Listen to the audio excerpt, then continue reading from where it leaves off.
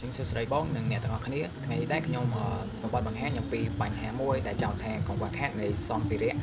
អេឡិចត្រូនិកនិងការបណ្ដុះបណ្ដាលផ្នែកបច្ចេកវិទ្យាធ្វើឲ្យសិស្សានុសិស្សក៏ដូចជាយុវជនកម្ពុជារបស់យើងដែលនៅតំបន់ដាច់ស្រយាលហ្នឹងពិបាកក្នុងការស្វែងរកទីផ្សារការងារនាពេលបច្ចុប្បន្ននេះគឺជា quote របស់បងស្រីម្នាក់ដែលស្ថិតនៅតំបន់ដាច់ស្រយាលហ្នឹងគាត់បានលើកឡើងថាប្រសិនបើគាត់ចេះប្រើកុំព្យូទ័រគាត់មិនដឹងស្រួលរកការងារធ្វើប៉ុណ្ណេះទេនេះគឺជាបញ្ហាដែលសិស្សនៅតាមតំបន់ដាច់ស្រយាលហ្នឹងគាត់ជួបប្រទះទី1កង្វះខាតនៃធនធានអញ្ចឹងនៅតាមសាលាជាច្រើននៅក្នុងប្រទេសកម្ពុជារបស់យើងមានកង្វះខាតនៅធនធានដូចជាកុំព្យូទ័រអ៊ីនធឺណិតក៏ដូចជា resource ផ្សេងៗដើម្បីឲ្យសិស្សានុសិស្សហ្នឹងគាត់បានសិក្សាស្វែងយល់អំពី digital skill ហ្នឹងនៅឡើយទេដែលជាហេតុធ្វើឲ្យពួកគាត់សិស្សានុសិស្សហ្នឹងពួកគាត់ពិបាកក្នុងការអភិវឌ្ឍនៅ digital skill របស់ពួកគាត់ហើយទី2កង្វះខាតនៃជំនាញអញ្ចឹងសិក្សាលោកគ្រូអ្នកគ្រូដែលគាត់កង្វះខាតនៅជំនាញ ICT skill នេះធ្វើឲ្យពួកគាត់ពុំបានបង្រៀនដិតដល់ទៅដល់សិស្សានុសិស្សខាងផ្នែក digital នឹងដែលជាហេតុធ្វើឲ្យសិស្សានុសិស្សហ្នឹងគាត់ពិបាកក្នុងការស្វែងយល់បន្ថែមអំពីផ្នែក ICT skill ហ្នឹងហើយទី3 low availability ដែលក្នុង program សិក្សារបស់សិស្សានុសិស្សដែលនៅតំបន់ដាច់ស្រយាលហ្នឹងគឺថាមិនបានដាក់បញ្ចូលនៅកម្មវិធីសិក្សាដែលតាក់ទងជាមួយនឹងផ្នែកបច្ចេកវិទ្យានៅឡើយទេអញ្ចឹងហើយបានជាពួកគាត់ជួបបញ្ហាទាំងអស់នេះនេះគឺជាទិន្នន័យដែលផ្អែកទៅលើការ interview របស់ពួកយើងទៅលើសិស្សានុសិស្សក៏ដូចជាបងដែលគាត់មកពីតំបន់ដាច់ស្រយាលគឺឃើញថាមាន10%ប៉ុណ្ណោះដែលគាត់ access ទៅលើកុំព្យូទ័រក៏ដូចជាគាត់ចេះប្រើកុំព្យូទ័រហ្នឹងឯងហើយ100%ដែលគាត់គិតថាការដែលចេះប្រើកុំព្យូទ័រហ្នឹងនឹងផ្ដល់អត្ថប្រយោជន៍យ៉ាងខ្លាំងហើយ30%គឺថាមានសាលាខ្លះគាត់មានលទ្ធភាពក្នុងការផ្ដល់កុំព្យូទ័រទៅដល់សិស្សានុសិស្សដែលអាចឲ្យសិស្សានុសិស្សហ្នឹងអាច access ឬមួយក៏ប្រើកុំព្យូទ័របានហើយ100%គឺថាសិស្សដែលនៅតំបន់ដាច់ស្រយាលហ្នឹងគាត់មិនមានលទ្ធភាពគ្រប់គ្រាន់ទេក្នុងការ learn ជាមួយនឹង ICT skill នេះគឺជាទិន្នន័យដែលផ្អែកទៅលើ UNDP ដែលគាត់បានសិក្សាស្រាវជ្រាវគឺឃើញថាយុវជនកម្ពុជាសិស្សានុសិស្សនៅក្នុងប្រទេសកម្ពុជាមានតែ51%ប៉ុណ្ណោះដែលគាត់មាន computer skill នៅក្នុងខ្លួនអញ្ចឹងដែលផ្អែកទៅលើបញ្ហាទាំងអស់នេះហើយទើបធ្វើឲ្យក្រុមរបស់ពួកខ្ញុំបានបង្កើតនៅ community មួយដែលមានឈ្មោះថា Rural Tech Hub ដែល Rural Tech Hub community នេះគឺជា network មួយដើម្បី collaborate ជាមួយនឹងអ្នកដែលមានចំណង់ចំណូលចិត្តខាងផ្នែកបច្ចេកវិទ្យាក៏ដូចជា entrepreneurs ដើម្បីផ្សារភ្ជាប់ digital skill នៅតាមតំបន់ជនបទអញ្ចឹង proposal solution របស់ពួកយើងគឺថាពួកយើងបង្កើត program នេះមកដើម្បីគោលបំណងជួយដល់សិស្សានុសិស្សដែលស្ថិតនៅតំបន់ដាច់ស្រយាលហ្នឹងឲ្យពួកគាត់អាច access ឬមួយក៏ប្រើនិងយល់ដឹងអំពី ICT skill ឲ្យបានកាន់តែច្បាស់ហើយដើម្បីឲ្យពួកគាត់អាចទទួលបានឱកាសក្នុងការប្រកួតប្រជែងការងារនៅលើទីផ្សារនាពេលបច្ចុប្បន្នផងដែរអញ្ចឹងចំពោះ course សិក្សារបស់ពួកយើងគឺថាពួកយើងបង្រៀនទៅលើ fundamental computer skill ដូចជា typing របៀបនៃការបង្កើត file ក៏ដូចជាគ្រប់គ្រង file ផងដែរហើយមួយទៀតពួកយើងនឹង train ពួកគាត់ទៅលើ essential application ដូចជា Microsoft Word Google Docs អីជាដើមហើយមួយទៀតពួកយើងនឹងឲ្យពួកគាត់ស្វែងយល់បន្ថែមអំពីសិក្សាស្វែងយល់បន្ថែមអំពី internet security ដើម្បីឲ្យពួកគាត់អាច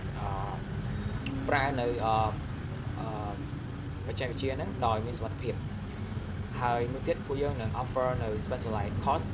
នៅក្នុង basic coding ក៏ដូចជា web development ដើម្បីឲ្យពួកគាត់អាចពង្រឹងនៅសមត្ថភាពរបស់ពួកគាត់ហ្នឹង apply ចូលទៅក្នុងថ្នាក់មហាវិទ្យាល័យនៅពេលខាងមុខនេះគឺជា target customer របស់ពួកយើងគឺថាចំពោះក្មេងប្រុសឬក្មេងស្រីដែលមានអាយុចាប់ពី6ទៅ18ឆ្នាំមកពីវិទ្យាល័យក៏ដូចជានៅវិទ្យាល័យហើយមានចំណង់ចំណូលចិត្តទៅលើផ្នែកបច្ចេកវិទ្យាអញ្ចឹងចូលមកដល់ computer analysis ចំពោះ coding hero គឺថាកើតមានឡើងhappen ម្ដងក្នុងមួយឆ្នាំហើយពួកគាត់បង្រៀនទៅលើ ICT skill មួយទៀត VBCC ដែលជា community មួយដែលមានតែនៅក្នុងភូមិបាគងនៅក្នុងខេត្តសៀមរាបតែប៉ុណ្ណោះដែលបង្រៀនទៅលើផ្នែកភាសាអង់គ្លេសក៏ដូចជា computer skill រីឯ Rural Tech Hub របស់ពួកយើងគឺថាជា program មួយក៏ដូចដែល collaborate ជាមួយនឹងវិទ្យាល័យជាច្រើននៅក្នុងប្រទេសកម្ពុជារបស់ពួកយើងដើម្បីជួយសិស្សានុសិស្សឲ្យពួកគាត់បានស្វែងយល់សិក្សាបន្ថែមអំពី ICT skill អញ្ចឹងចូលទៅដល់ roadmap អញ្ចឹងpoint មួយគឺថាពួកយើង research plus implementation របស់ computer របស់ពួកយើងដើម្បីឲ្យពួកយើងមាន idea ខ្លះៗ apply ចូលទៅក្នុង program របស់ពួកយើងហើយ improvement វាហើយមួយទៀត train ពួកយើងធ្វើការ train នៅ teacher ដើម្បីពួកយើងនឹងបង្កើត expert គ្រូបង្រៀនដើម្បីឲ្យពួកគាត់អាចមានជំនាញទៅលើផ្នែក ICT skill ហ្នឹងដើម្បីជួយបង្រៀនតទៅដល់សិស្សានុសិស្សដែលស្ថិតនៅតំបន់ជនបទនេះឯងហើយមួយទៀតពួកយើងនឹងធ្វើការ connection ជាមួយនឹងសាលាវិទ្យាល័យនៅក្នុងប្រទេសក៏ដូចជាក្រសួងនៅក្នុងប្រទេសដែរហើយចំណុចមួយទៀតគឺថាពួកយើងនឹងបង្កើតនៅទីកន្លែងមួយដើម្បីឲ្យលោកគ្រូក៏បានលោកគ្រូអ្នកគ្រូក៏បានបង្រៀនចុះទៅបង្រៀនផ្ទាល់ទៅកាន់សិស្សានុសិស្សផងដែរអញ្ចឹងក្រោយពីការ establish ពួកយើងនឹងធ្វើវីដេអូបង្រៀនហើយ post ទៅក្នុង social media ដើម្បីឲ្យមានការយល់ដឹងអំពី program របស់ពួកយើងក៏ដូចជាឲ្យសិស្សានុសិស្សដែលនៅតំបន់ដាច់ស្រយាលហ្នឹងពួកគាត់អាច learn បន្ថែមទៅតាមវីដេអូរបស់ពួកយើងផងដែរហើយមួយទៀតពួកយើងនឹងធ្វើសហការអញ្ចឹងមួយទៀតពួកយើងនឹងបង្កើតសម្ព័ន្ធភាពជាមួយនឹងអង្គការសហជីវជាតិដើម្បីឲ្យមានការ sponsor resource ដល់ program របស់ពួកយើងជាដើមហើយពួកយើងនឹងធ្វើការពង្រីកនៅ campus ទៅតាមខេត្តក្រុងទៅតាមគ្រប់ខេត្តក្រុងដើម្បីឲ្យមានសិស្សានុសិស្សដែលនៅតំបន់ដាច់ស្រយាលទាំងអស់នេះក៏បានមានលទ្ធភាពដើម្បីសិក្សាស្វែងយល់ពី ICT skill ហ្នឹងមួយទៀតពួកយើងនឹងបង្កើតក្រុម mobile volunteer ដែលនៅពេលដែលcampus របស់ពួកយើងមិនមានគ្រប់គ្រាន់នៅក្នុងខេត្តក្រុងទាំងអស់ហ្នឹងទេគឺពួកយើងនឹងធ្វើការបង្កើតនៅក្រុម mobile volunteer មួយដើម្បីឲ្យក្រុមការងាររបស់ពួកយើងចុះទៅបង្រៀនផ្ទាល់តាមសាលាវិទ្យាល័យនៅតាមតំបន់ដាច់ស្រយាលហ្នឹងក៏ដូចជាតាមការ request របស់ target របស់ពួកយើងអញ្ចឹងនេះគឺជា opportunity សម្រាប់សិស្សានុសិស្សដែលពួកគាត់បាន train ជាមួយនឹង program របស់ពួកយើងអញ្ចឹងទី1 material ដែល outstanding student គាត់អាចទទួលបាននៅឧបត្ថម្ភពី program របស់ពួកយើងដោយជាពិសេសទៅលើ device digital ដូចជា laptop ក៏ដូចជា computer ហើយនឹង mobile phone អីផងដែរដើម្បីជាការលើកទឹកចិត្តដល់ពួកគាត់ហើយមួយទៀត mentorship ពួកយើងនឹង provide នៅសិស្សានុសិស្ស provide ដល់សិស្សានុសិស្សណាដែលពួកគាត់មានកង្វះខាតផ្នែក support ទៅលើក្រុមគ្រួសារពីក្រុមគ្រួសារចឹងហើយពួកយើងនឹង guide ពួកគាត់ឲ្យពួកគាត់មាន higher education ហើយនឹង job opportunity ហើយមួយទៀតពួកគាត់អាច become a teacher អញ្ចឹងសិស្សដែលពួកគាត់បាន train ជាមួយនឹង program របស់ពួកយើងហើយពួកគាត់មាន IT skill គ្រប់គ្រាន់ក្នុងការបង្រៀនទៅដល់សិស្សានុសិស្សដែលពួកគាត់ពុំមាន ICT skill អ